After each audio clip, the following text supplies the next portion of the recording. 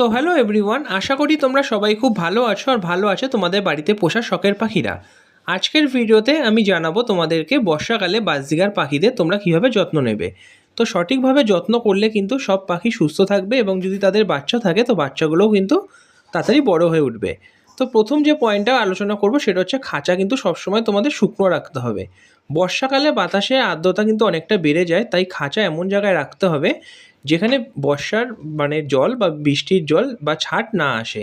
খাঁচার নিচে জমে থাকা ময়লা বা ভেজা অংশটা কিন্তু দ্রুত পরিষ্কার করতে হবে। ভেজা পরিবেশে কিন্তু একটা ব্যাকটেরিয়া বা ফাঙ্গাস খুব তাড়াতাড়ি জন্মায়, যেখান থেকে কিন্তু পাখিদের বিভিন্ন রোগ জীবাণু হওয়ার সম্ভাবনা থাকে। দ্বিতীয় যে পয়েন্টটা সেটা হচ্ছে প্রতিদিন কিন্তু পরিষ্কার জল দিতে হবে। বর্ষাকালে জলের মধ্যে কিন্তু সহজেই জীবাণু জন্মাতে পারে, তাই প্রত্যেক দিন কিন্তু তোমাদের জলের বাটিটা ভালো করে পরিষ্কার করে পাখিদের খাঁচার মধ্যে কিন্তু দিতে হবে। জলটাও কিন্তু পাত্র ভালোভাবে তোমাদের অবশ্যই রোজ ধুয়ে রাখতে হবে। খাবারের দিকে কিন্তু তোমাদের বিশেষ নজর দিতে হবে। ভেজা বা স্যাঁতস্যাঁতে বীজ বা দানা কখনোই কিন্তু তোমরা পাখিদেরকে খেতে দেবে না। এগুলোতে কিন্তু ছত্রাক বা ফাঙ্গাস হতে পারে, যা পাখির জন্য কিন্তু অত্যন্তই ক্ষতিকর। বীজ সবসময় কিন্তু শুকনো বাতাস চলাচল করতে পারে এমন জায়গায় কিন্তু রাখতে হবে। এরপর যে পয়েন্টটা বলবো সেটা হচ্ছে সবুজ শাকসবজির পরিমাণ কিন্তু একটু কম দিতে হবে, কারণ বর্ষাকালে শাক পাতা বা সবজি ভালোভাবে ধুয়ে কিন্তু তারপরে পাখিদের দিতে হবে। আর একটু কিন্তু বর্ষাকালে এদের পরিমাণটা একটু কম দেওয়াটাই ভালো, নাহলে কিন্তু পাখিদের ডায়রিয়া জনিত বিভিন্ন রকম রোগ জীবাণু থেকে শরীরে বাসা বাঁধতে পারে। এর ফলে কিন্তু পাখিরা খুব তাড়াতাড়ি অসুস্থ হয়ে পড়ে। তো অল্প সময় কিন্তু পাখিদেরকে তোমরা ভালোভাবে খেয়াল করতে পারবে। এরপর কিন্তু যেটা বলবো সেটা হচ্ছে মশা বা বিভিন্ন রকম পোকামাকড়দের থেকে পাখিদেরকে কিন্তু কীভাবে তোমরা সুস্থ রাখবে। তো বর্ষাকালে কিন্তু ছোটো ছোটো মশা বা মশার যে লার্ভাগুলো থাকে, পোকা কিন্তু অনেক বেড়ে যায়, তাই খাঁচার আশপাশ কিন্তু ভালোভাবে পরিষ্কার রাখতে হবে এবং প্রয়োজনে কিন্তু ভালোভাবে খেয়াল রাখতে হবে। তবে কোনো রকম রাসায়নিক স্প্রে বা কোনো কিছু এগুলো ব্যবহার করা কিন্তু পাখির জন্য খুবই ক্ষতিকর, তো এগুলো কিন্তু কখনোই ব্যবহার করবে না।